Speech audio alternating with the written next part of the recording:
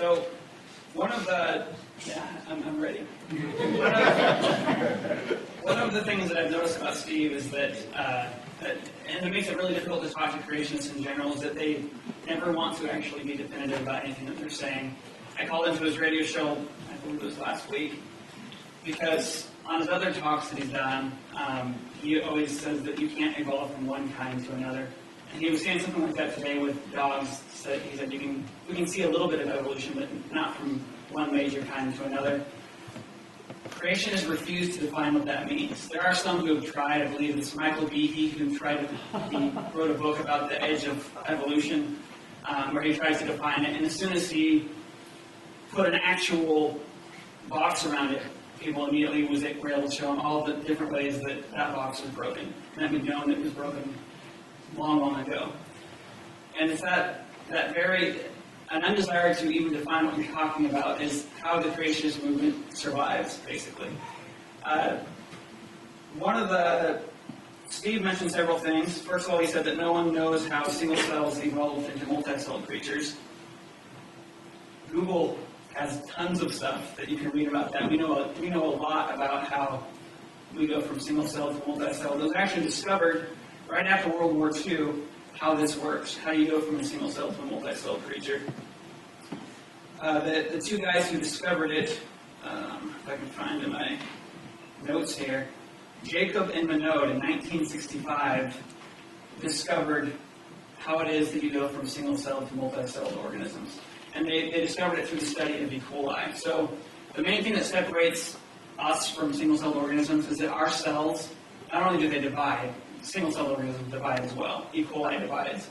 But our cells differentiate. So one cell can become two, and then that second cell will become a skin cell, while the first one is a bone cell or whatever. And this differentiation process happens by turning off genes and turning on certain other genes. And Jacob and Minot discovered that bacteria had evolved this long, long ago. Now, I'm showing you this record 3.5 billion years ago is the first cells, because for billions of years, we had nothing but single-celled organisms. Most of life's history was single-celled organisms. It's not until 600 million years ago we start to see evidence of multicelled organisms.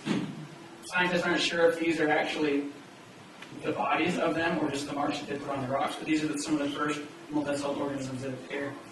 And what we see in E. coli is that it has a whole bunch of genes that it doesn't need, and it turns them off in case in some future instance it's going to need to use those. And that's exactly what our cells do, is they have this mechanism to turn certain genes off and certain genes on. That evolved firstly in single-celled organisms for a totally different purpose. We just use it for a different purpose now. We have multiple examples of creatures who can either be single-celled or multicelled. We have sponges, for example, which you can put them in a blender. They turn into single-celled organisms. They swim around. They come together. They start to differentiate, because when they're in contact with each other, they're sending signals to each other to differentiate into different parts of the sponge's body. We have slime molds are another example of this.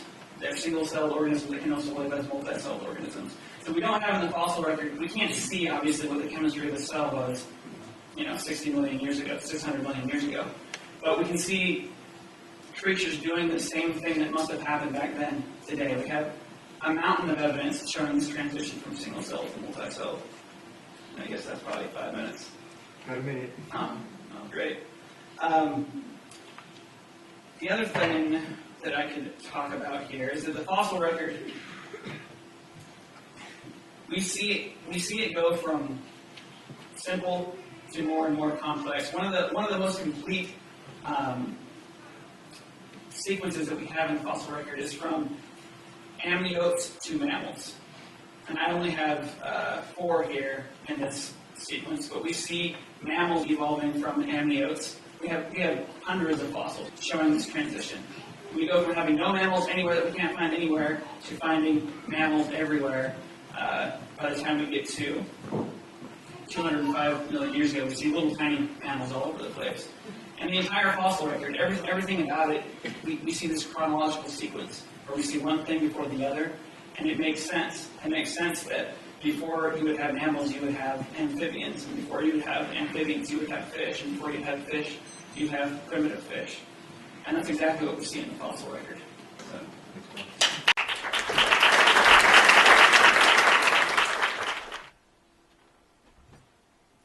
Well, John said one thing he doesn't like about creationists is that we don't claim to know everything. We don't claim to know where the boundaries of a kind are. That frustrates scientists because they claim to know everything, and they want us to claim to know everything so they can fight against it.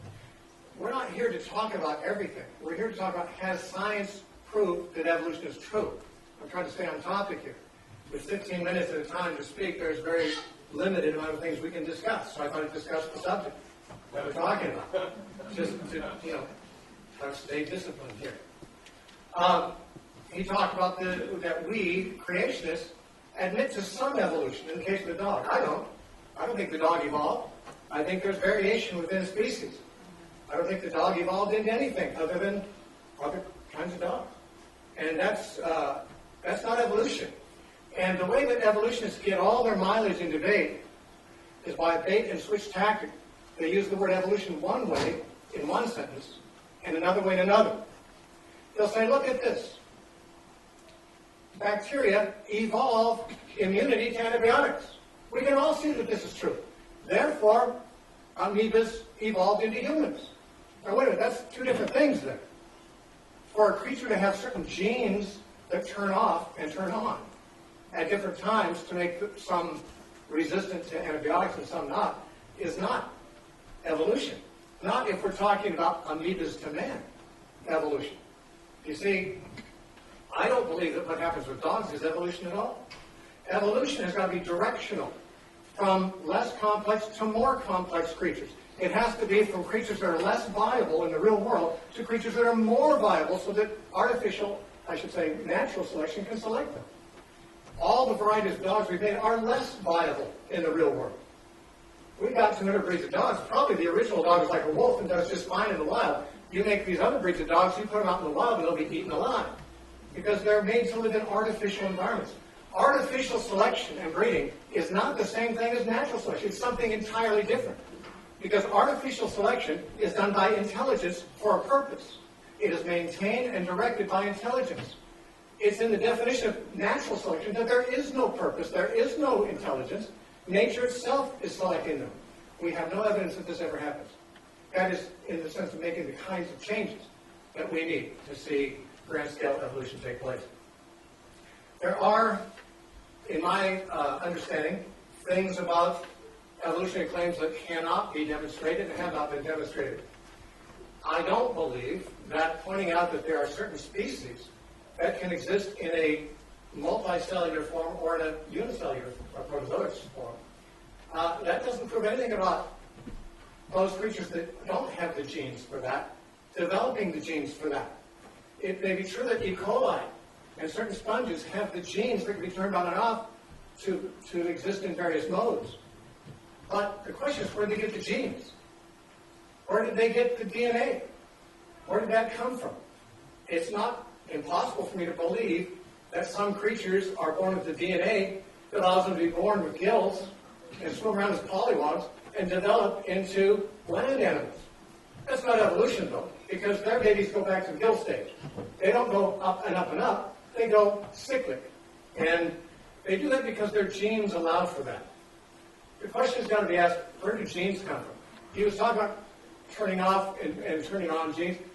We don't understand enough. Most of us, scientists do.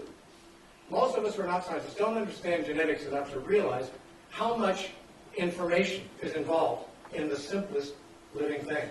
There's a ton of information. The simplest cell has more information in it than 30 billion copies of the Encyclopedia Britannica documents told us. Now, we're not talking about just complexity here. We're talking about specified complexity. Information. If you see a bunch of letters randomly typed out, you don't have information. You might have complexity. It might be a complex pattern, but it's not specified for anything. It's just gibberish.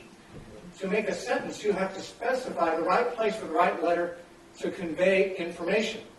That's what the genetic code is. It's information. And there has never been any explanation of how information can come about without an informer. Now, complexity, it can come about perhaps without an informer. That's not the issue. The issue is, where does information come from? Information is communicating something. The DNA communicates to the cell how to make certain kinds of proteins and how to differentiate. We got to know where that came from in order to make sense of evolution. And I don't believe it's in the realm of science, to tell you the truth. I think it's metaphysical.